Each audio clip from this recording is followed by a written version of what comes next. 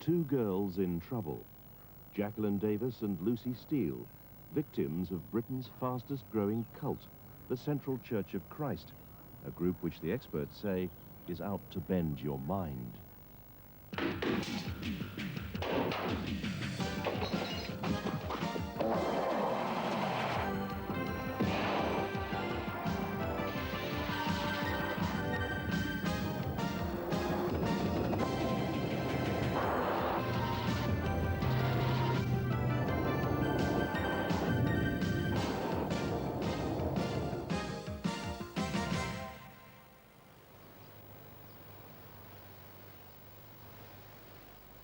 This lonely farmhouse is the unlikely battleground for a desperate mother who's fighting for the mind of her daughter.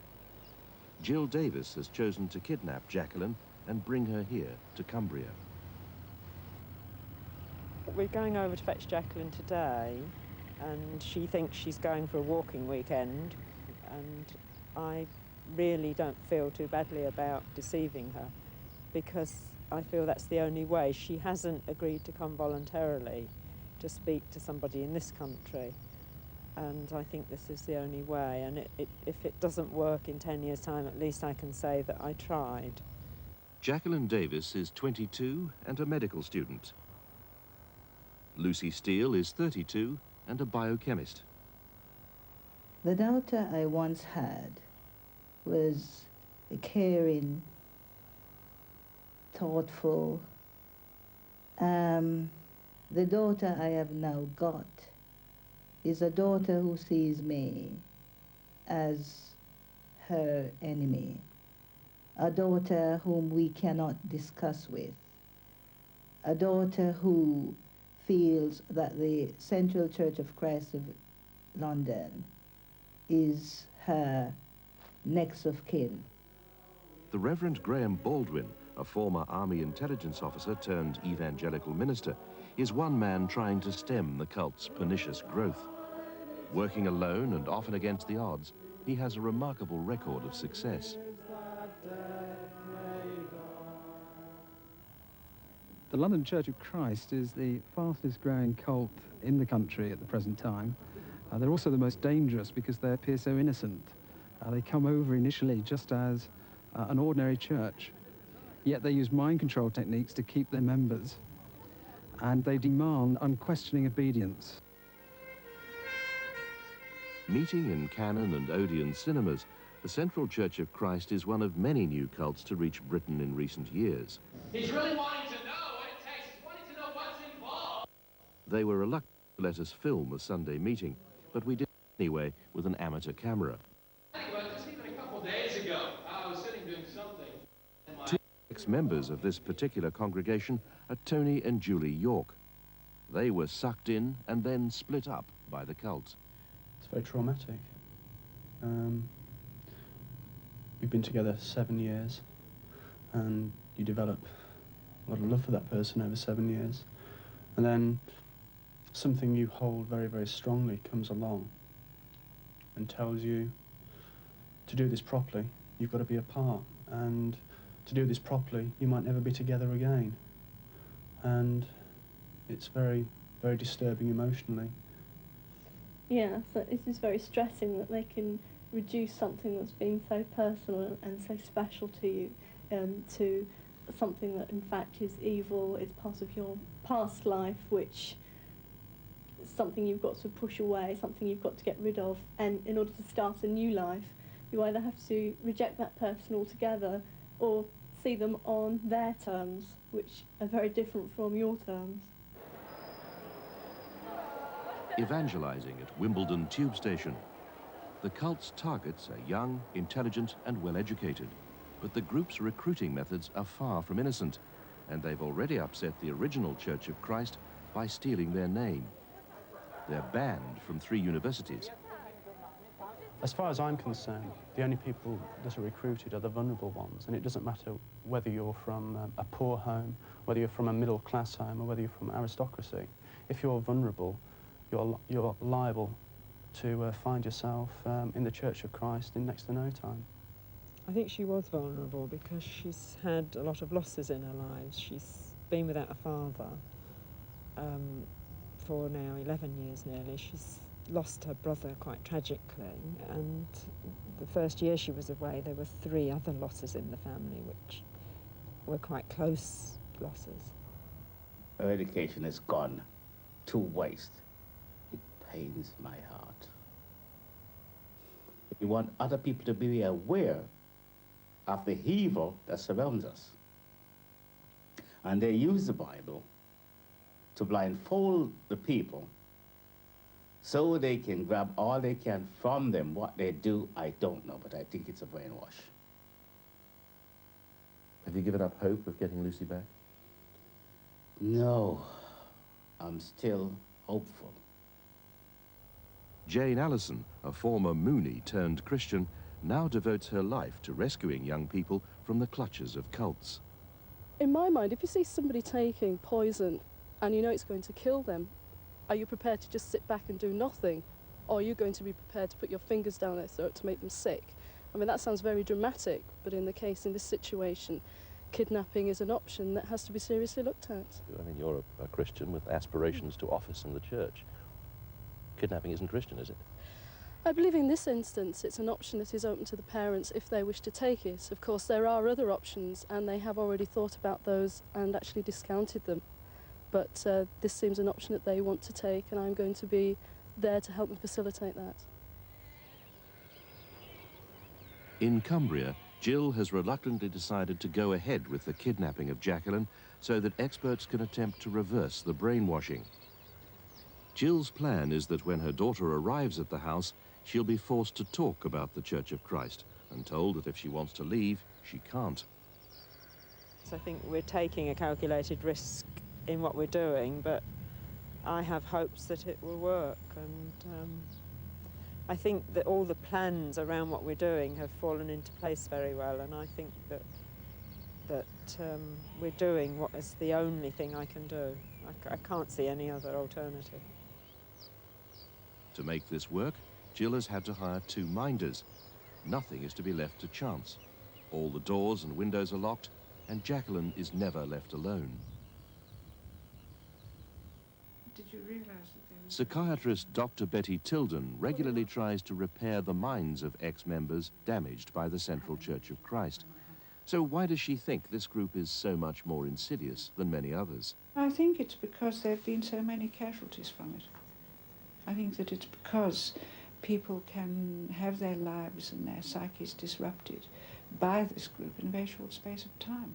So what techniques does this group use on its followers to cause such damage? The brainwashing or thought reform is very sophisticated. I've read some of the leaflets telling people how to set about the process of conversion, and the techniques laid down are well known to me, and they do seem to me to have been extremely well thought out. People keep squeezing them, making them feel worthless, and then there'll come a time 3 or 4 days later when they'll say to them, okay, you're a wonderful person again, you're lovely, you're the greatest thing since sliced bread. And then 2 days later they'll go back on the worthless wretch angle and make this person feel guilty. And they build you up and knock you down, all the time. They have turned her into a zombie, somebody that we can't relate to anymore. She used to come in from work in the evening. Good evening, Mummy. Good evening, Daddy. And a kiss for everyone. That is all gone, blown out of the wind by the storm or what. It's gone. I feel they have told her that her parents are her enemies. My reason for saying this is that years gone by, she would never have said that her mother is her enemy, because we always find time to sit down and discuss. But since she's joined them, her whole outlook towards us is completely different. Jacqueline is currently up in Cumbria, but if the Steeles choose the same course to kidnap their daughter Lucy so that an attempt may be made to talk her out, this is where they'll bring her, to a remote cottage in Suffolk, so that, in the words of Jane Allison, the antidote can be administered to the poison that is the London Church of Christ. This takes an awful lot of organising, to spend time with family, with parents, with relatives, with friends, making sure they understand the legal implications of what is actually going on. And also to be able to bring in professionals and help from elsewhere. That can be very costly, can run into hundreds, even thousands of pounds. And you're not just talking perhaps of 1 day or 2 days, but it can run into 2 weeks, 3 weeks. Christine has now decided to act. She arranges for Lucy to come home for the weekend, bundles her into the back of her car, and with 2 security men, drives her to the cottage in Suffolk. It's not my daughter, because she's been maneuvered by the influence of the Central Church of Christ. She's just there as the husk of a person. For Christine, it's a matter of waiting while the professionals do their work. You find it very difficult to trust your parents, even to show, as far as I can see, so even spontaneous affection, which hurts them. It hurt your mum. As I said, I don't justify what happened, but things that I said hurt as well. But I forget what you forgive. What I find good about the situation at the moment is that Lucy's actually able to reflect to me how she feels she actually has been treating her parents, and how actually she feels quite bad about some of the things that she's put them through.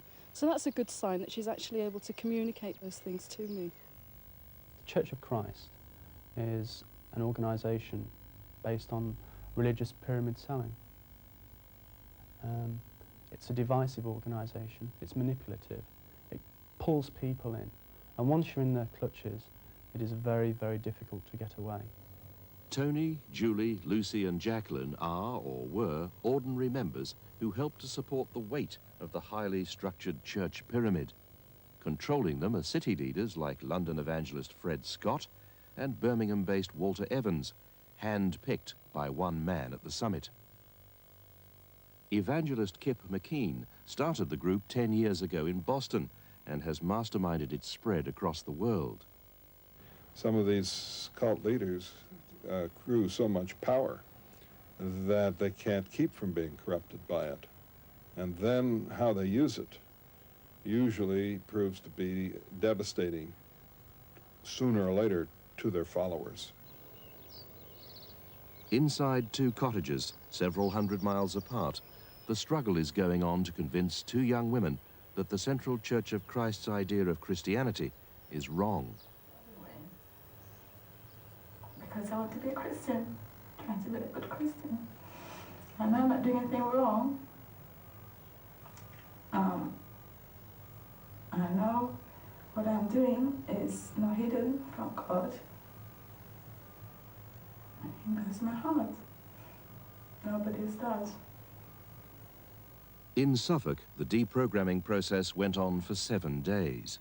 Each day, Lucy sat in the lounge and talked with her would-be rescuers about the cult for over 12 hours at a time.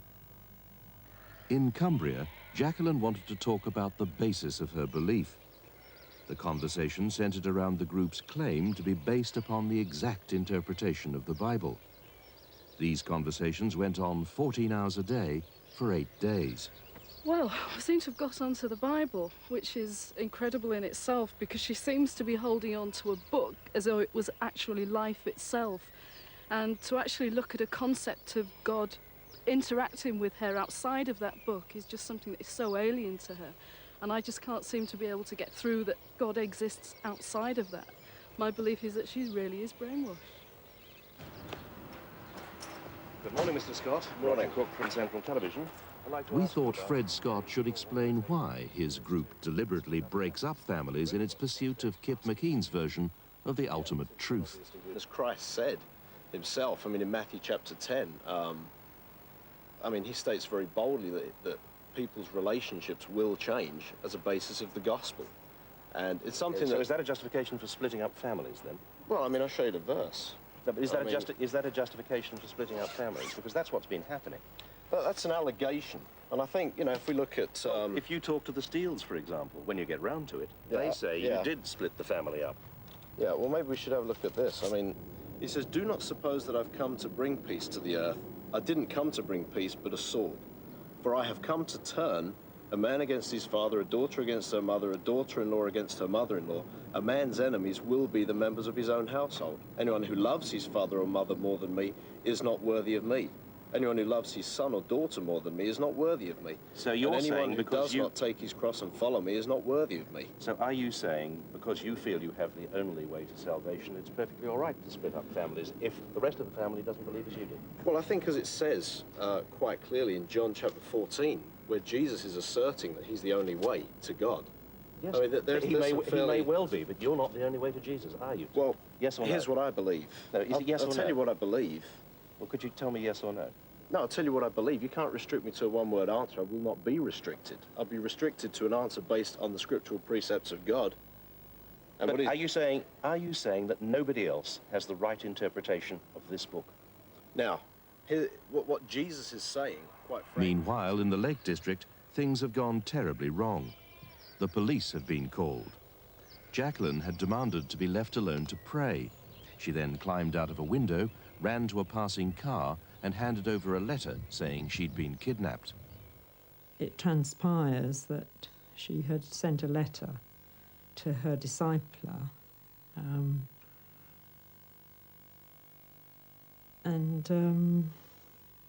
this had eventually gone through the network in some way of the people in the church, and my brother had involved the police in some way to try and protect Jacqueline. I don't know why he didn't actually come to us as a family. As a last-ditch effort, Tony and Julia called in to see if they can talk Jacqueline out. Well, basically, I think she may have been brainwashed, much as we were for 3 months.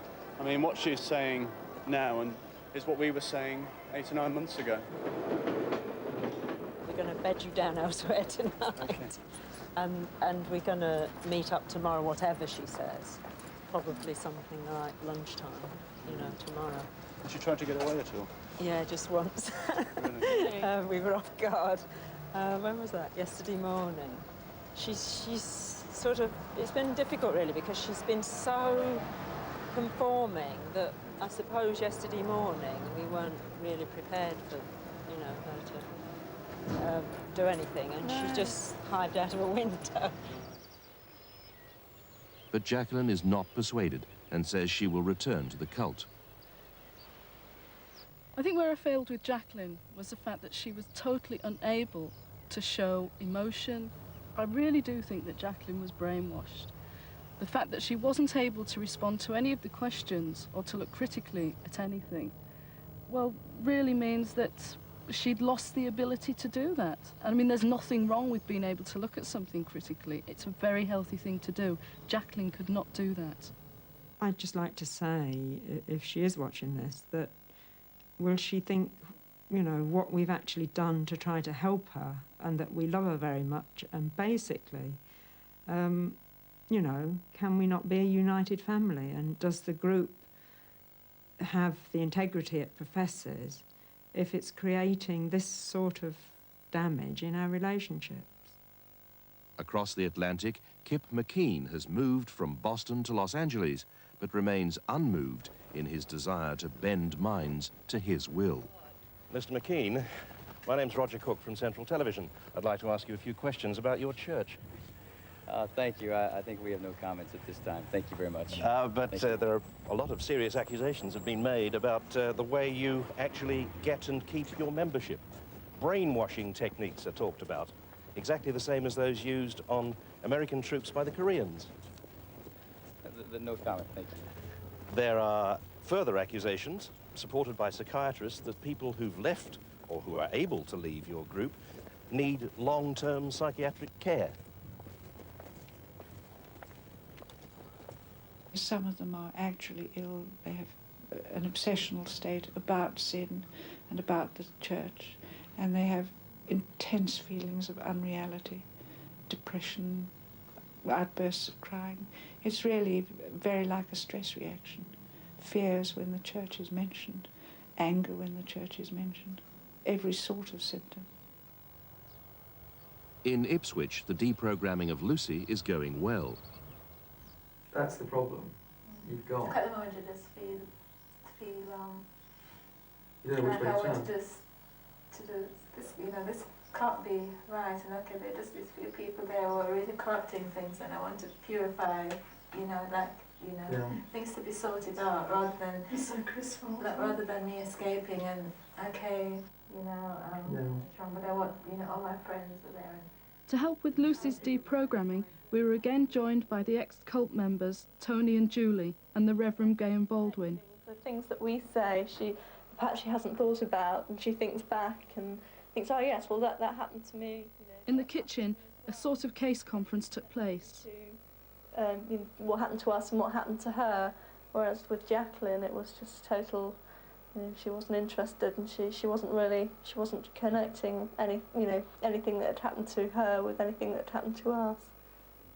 A tape recording of a conversation with the leader of the cult about the cult's finances was to prove vital. What the key was actually getting that tape of the lie that she'd been given by one of the leaders.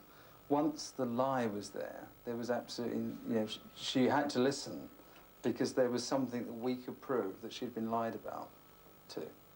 And that was the key. And now she's actually listening. Earlier in the week, she wasn't listening. Yeah, I mean, there's been such a dramatic change in the last 4 days. I mean, just like a chrysalis appearing, into a butterfly. I mean, what we had to begin with was a girl that was not able to really rationalise things and to look at things critically at all. Somebody that was basically... The group's grip on Lucy's mind is being broken. Lucy slowly recovers her normal personality. Her counsellors now feel it's safe enough to take her out for a pub lunch. At this point, I just have to say no more comment. I appreciate you trying to talk to me, but thank you. Thanks. Well, there are plenty of serious accusations to answer, We are presenting the cases of those people who've come to us feeling aggrieved by what's happened and help. They're instructed, for example, to leave their families if their families don't agree with what you teach. Well, here's the thing. I'll try to explain. I'm trying to be very nice about the situation. If it was a situation where I felt there was fair treatment given, I'd be more than willing to give you time and the answers. But the people who came to us felt they hadn't been treated fairly. Yes, sir. I hear that. I'm asking you simple questions and haven't had any answers so far. So, Lucy, what's it like to be out? I feel like a burden's been lifted off my shoulders. I must say, after I made that decision to leave, it was very emotional for me. And, once I was there, I saw my mom as, the dragon, the evil person trying to get me out of something that I'd made the decision to be a part of. But now, looking back, and can see that all that both my parents have done and said was done out of love and, deep, sincere love. And, they were prepared to go at whatever cost to them to, set me free. And I love them for that now. I didn't at the time, but I do now. Ultimately, of course, we want people to be right with God. To be saved would be our terminology. Why use brainwashing techniques to get them to that state, then? Okay, that's where I'm really not going to get into commenting about some of the emotionally laden word issues. I think well, that that's some the people... term used by psychologists and psychiatrists, I understand, not me. Yes, sir. I believe that that's some of the terms they're using. We obviously don't believe we're brainwashing anybody. We obviously don't believe we're trying to hurt anybody. Thank you very much. I appreciate your interest. I try my best to answer you succinctly, and, I hope things go well. For the first time in 2 long years, the family share a meal together. The Central Church of Christ has lost one of its estimated 2,000 members in Britain. But this week it's still out looking for more. With groups in London, Birmingham and Manchester, they've now targeted Edinburgh, Liverpool and Newcastle.